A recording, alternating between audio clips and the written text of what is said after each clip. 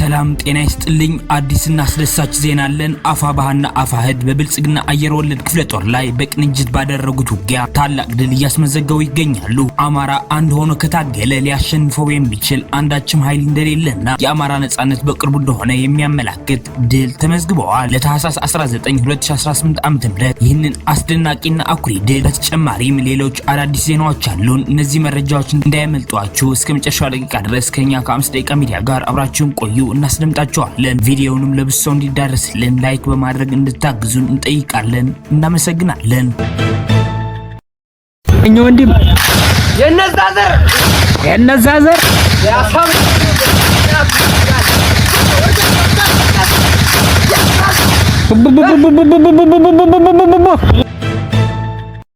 ሰበር ዜና። ጤና ይስጥልን ውድ የ5 ደቂቃ ሚዲያ ተከታታዮች፣ የዕለቱ አዳዲስ የፋኖ ትግሎችና አንኳር ነጥቦች በዚች በ5 ደቂቃ ጊዜ ውስጥ አጠር አድርገን ልናቀርብላችሁ መጥተናል። በቅድሚያ አርዕስተ ዜናዎች እናስደምጣችሁ። አረመኔው አገዛዝ የአማራ ተፈናቃዮች እንዳይረዱ ከልክለዋል። ተጨማሪ ያለን ታደምጡታላችሁ። የፋኖን አንድነት በፍጥነት እንዲካሄድ ሁሉም አመራር የበኩልን መወጣት አለበት ሲል አርበኛ አቤል አስማረ ገልጸዋል። ተጨማሪ የስልክ ጥሪ ያለ እናስደምጣችኋለን። ፋኖ በአምባሰል ግንባር በፈጸመው ስኬታማ የሞርተር ጥቃት አንድ የአገዛዙ መድፍ ሲወድም 4 ተኳሾች መገደላቸው ታውቀዋል። ተጨማሪ ያለን ታደምጡታላችሁ። አፋባህና አፋህድ በብልጽግናው አየር ወለድ ኮማንዶ በቅንጅት ባደረጉት አውደ ውጊያ ታላቅ ድል ያስመዘገቡ ይገኛሉ። ይህንን አስደናቂ መረጃ በሶስተኛው ዜናችን እናስደምጣችኋለን። አብራችሁን ቆዩ። የአማራ ህዝባዊ ትግሉን የምትደግፉ ውድ አድማጭ ተመልካቾቻችን ቪዲዮውን ላይክ፣ ቻናሉን ሰብስክራይብ እንዲሁም በኮሜንት ድል ለአማራ ጀግኖች እያላችሁ ለህዝብ ብለው ጫካ ለገቡ አርበኞች እንድታበረታቱ ዘንድ በአክብሮት እንጠይቃለን። እናመሰግናለን። በቀጥታ ወደ መረጃዎች አለፍኩኝ። እስከ መጨረሻው ድረስ ከኛ ጋር ቆዩ። አረመኔው አገዛዝ ህዝባዊ ቁጣና ንቅናቄ እንዲሁም ከዓለም አቀፍ ተራድኦ ድርጅቶች የሚያመጣበትን ተጠያቂነት ለማዳፈን ሁለቱንም ቀውሶች ከህዝብ ዓይን ለማራቅ እየሰራ ይገኛል። በሰዎች ረሃብ፣ ሞት እንዲሁም በመግደል ህልውናውን ለማቆየት የሚሞክረው ስርዓት ከህዝብ የሚሰበሰቡ ልገሳዎች እንዲቆሙ አዘዋል።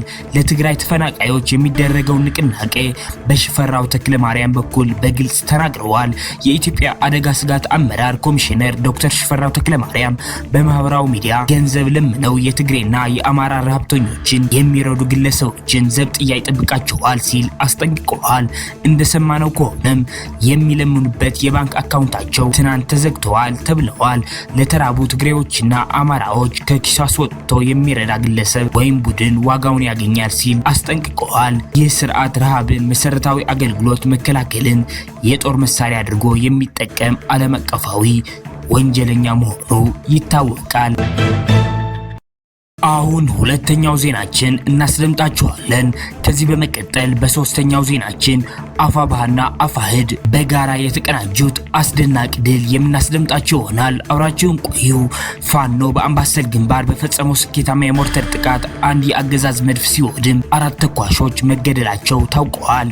አገዛዙ በአምባሰል ግንባር በታሪካዊቷ ውጫሌ ከተማ ዙሪያ ልዩ ቦታው ደንካ ሚካኤል ላይ መድፍ አጥምዶ የዘፈቀደ ድብደባ በመፈጸም በርካታ ንጹሃንን ህይወት ሲቀጥፍ አያሌ ሀብትና ንብረት ሲያወድም መቆየቱን ከዚህ ቀደም በተደጋጋሚ መዘገቡ አይዘነጋም።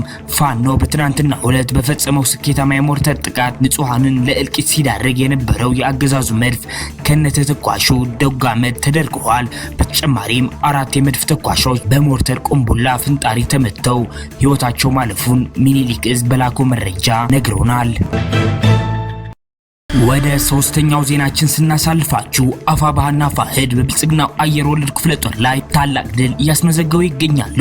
በትናንትናው ዕለት ከቀኑ 10 ሰዓት ጀምሮ በሸዋ ጠቅላይ ግዛትና ይፋትና ጥሙጋ አውራጃ በኤፍራታና ግድም ወረዳ ሁለቱ የአማራ ፋኖ አደረጃጀቶች አፋባህና አፋህድ አካል የሆኑት የአሳምነው ጽጌ እዝና የአማራ ፋኖ ሸዋ ጠቅላይ ግዛት እዝ ከተወጣጡ ሻለቆች በሁለት ወሳኝ ግንባሮች ዘልቀው በመግባት በብልጽግናው አየር ወለድ ክፍለ ጦር ላይ በፈጸሙት በማጥቃት የአንድነት ክንዳቸውን እያሳረፉ ይገኛሉ።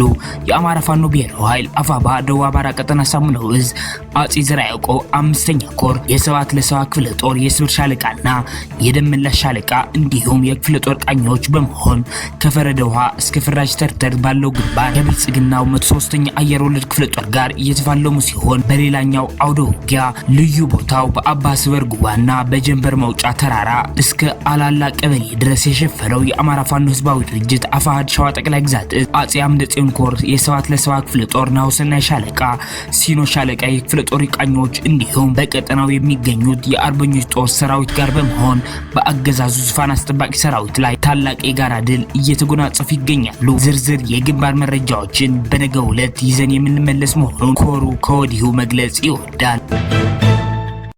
የፋኖን አንድነት በፍጥነት እንዲካሄድ ሁሉም አመራር የበኩልን መወጣት አለበት ሲል አርበኛ አቤል አስማረ ገልጸዋል። ተጨማሪ የስልክ ጥሪ ያለ አድምጠነው እንመለስ። ያው እነዚህ አካላቶች ወደ ይቅርታውም ሆነ ወደ ተለያየ አቅጣጫ መሸሻቸውና የጥጋቸውን መያዛቸው ለአማራ ፋኖ ትልቅ አስተዋጽኦ አለው ብዬ አምናለሁ። ምክንያት ምንም አላማ የላቸውም። ተልእኮም የአማራ ህዝብን ነፃ ለማውጣት አይደለም የወጡት።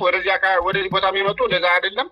የአማራ ሰቆቃ ገብቷቸው አማራ መፈናቀሉ ገብቷቸው አይደለም የመጡ፣ የራሳቸውን ክራይ ለመሰብሰብ ነው የወጡ። ነገር ግን መግባታቸው ወደ ተለያየ አካላቶች መበተናቸው ወደ ተለያየ ቦታ መሄዳቸው ለእኛ ውስጣችን ደስታችን ነው።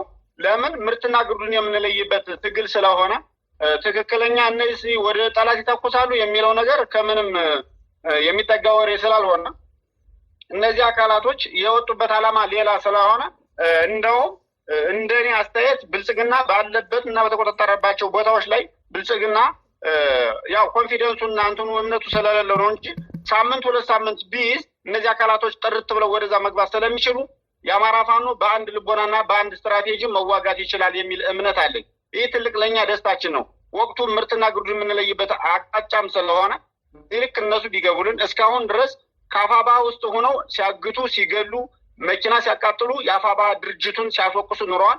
ሲቀጥሉም በአፋሕድ በእኛ ውስጥ አሉ እየተባሉ ይህን አኩይ ተግባር እያደረጉ ሲቆዩ የአፋሕድ እንደዚህ ያደረግ እየተባለ ህዝባችን እየተሳቀቀ በመቆየቱ እኛ ውስጣቸው ሁሉ ሲያዝን ቆይቷል። አሁን ግን ጥጋቸውንና ሚናቸውን በመለየታቸው ትግሉ ወደፊት የሚቀጥልበትን መስመር ይዘረጋል ብዬ አምናለሁ። እንደ አማራ ፋኖ ሁሉም የአማራ ፋኖ ሁሉም በአንድነት አሁን አንድነቱ የሚሰራው አቅጣጫ ደስ ይላል። ነገር ግን በመዘገይቱ ምክንያት ነው ብዙ ነገሮች እየተፈጠሩ ያሉት። ብልጽግናም ይህን ነገሮችን እያንጠለጠለ ነው። አሁን ትንሽ በቃ ማለት ገደል ላይ የነበር ዛፍ ሊወድቅ የነበር ዛፍ እያንሰራራው ነው በሚል አንዳንድ ነገሮችን እየሰራ ያለው አንድነቱ ቢፈጥን ወደ አንድነቱ ብንመጣ በተለይ ከላይ ያሉ አመራሮች ወደ አንድነቱ ብንፈጥን አሪፍ ነው። ለምንድን ነው አንድነቱ ቢሰራ አንድ ብንሆን እንደ አማራ አንድ ብንሆን እኩል ብንሞት እኩል ጥያቄውን ብንጋፈጥ እንደዚህ አይነት መጥፎ ተግባራት የሚሰሩ አካላቶች ጥጋቸውን ስለሚጠፉም ተጠያቂም ስለሚሆኑ አካባቢው ላይ የሚኖሩ ታጋይ ነፃ ታጋይ ነው ብዬ አምናለሁ። በዚህ አቅጣጫ ግን አመራሩ የሆነ ነገር ሲል ትልቅ ሚና ያለው አባሉ ስለሆነ አባሉ እምቢኝ አሻፈሪ ማለት ይችላል። አንድነት አመራር ወደ አንድነት መምጣት የሚችለው አባሉ ነው። አባሉ እምቢኝ ማለት አለበት። አንድነት ለኛ ጥንካሬያችን ነው፣ ኃይላችን ነው ብዬ አምናለሁ። ወደ መረጃው ስገባ እንግዲህ ልክ አንተ እንዳልከው አስቀድመህ 2 ዓመት ከ6 ወር በላይ የያዘ ውጊያ ነው። እርግጥ ነው በጣም የተዘነጋ በዓለም ደረጃ የተዘነጋ ትኩረት ያልተሰጠው ነገር ግን በሺዎች ሲቪሊያን እያለቁበት በርካታ ተጋድሎ እየተደረገበት ያለ ውጊያ ነው። ይሄ ውጊያ ህዝቡ ራሱን ለመከላከል ሲል መሳሪያ ገዝቶ በሬውን ሽጦ መሳሪያ ገዝቶ ልጆቹን አስታጥቆ እየታገለ ያለበት ሁኔታ ነው ያለው። ከዚህ ጋር ተያይዞ እንግዲህ በትናንትናው ዕለት 2 ቦታዎች ላይ ከባድ አውደ ውጊያዎች ተደርገዋል። በዚህም በ206ኛ ኮር በ34ኛ ክፍለ ጦር አካባቢ የተደረገ ውጊያና በ102ኛ ኮር 54ኛ ክፍለ ጦር የተደረጉ ውጊያዎች ናቸው።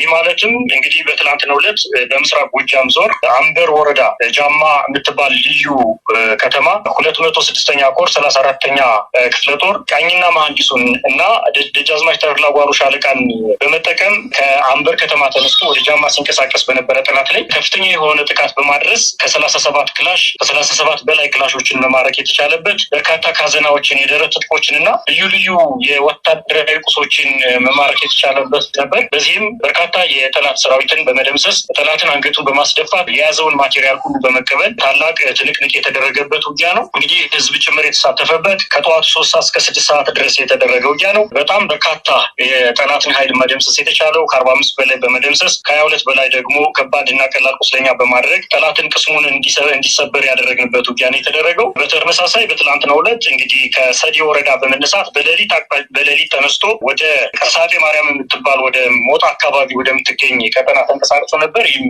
እንግዲህ ይህንን የሰማው 54ኛ ክፍለ ጦርም አስቀድሞ ቦታዎች ላይ ድፈጣ በመያዝ ጠላትን አይቀጡ ቅጣት በመቅጣት ከፍተኛ ድምሰሳ በማድረግ ጠላትን ወደ ነበረበት ወደ መጣበት እንዲመለስ ማድረግ የተቻለበት ውጊያ ነው ያለው። ከዚህ ጋር ተያይዞ እንግዲህ በዛሬው ዕለትም ውጊያዎች ሲደረጉ የዋሉት በተለይ ስናን ረቡዕ ገበያ የሚባለው ምስራቅ ጎጃም ከደብረ ማርቆስ በሰሜን አቅጣጫ በኩል የምትገኝ ከተማ አለች። በዛ መካከል ከደብረ ማርቆስ ተነስቶ ወደ ረቡዕ ገበያ ስንቅና ትጥቅ አቀብላለሁ ብሎ በተንቀሳቀሰው ጠላት ላይ የደማን የሚባል አካባቢ ላይ ደፍቶ በመጠበቅ ይሄ በተለይ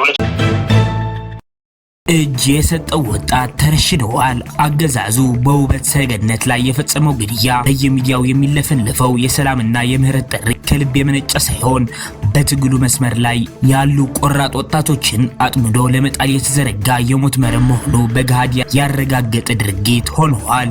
ሰላምን እንደ ሽፋን፣ ምህረትን ደግሞ እንደ ማታለያ የሚጠቀመው ይኸው አገዛዝ ቃሉን አምኖ የገባውን ወጣት ውበት ሰገነትን ረሽኖታል። አርመኒያው አገዛዝ አስመሳይነት እንደ ስልት በመጠቀም በአንድ በኩል ለድርድርና ለሰላም ዝግጁ መሆኑን እየሰበከ በሌላ በኩል ግን እጃቸውን የሰጡትና ምህረት ተደርጎላቸው የተባሉትን ወጣቶችን ይረሽናል። ይህ የሚያሳየው አንድ እውነት ብቻ ነው። አገዛዙ ሰላም የሚፈልገው ለህዝብ ጥቅም ሳይሆን ትግሉን ከውስጥ ለመናድና የታገሉትን ወጣቶች ለብቻ ነጥሎ ለማጥፋት ነው።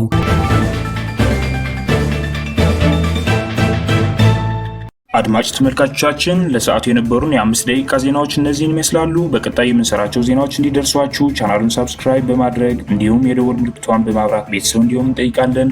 እናመሰግናለን።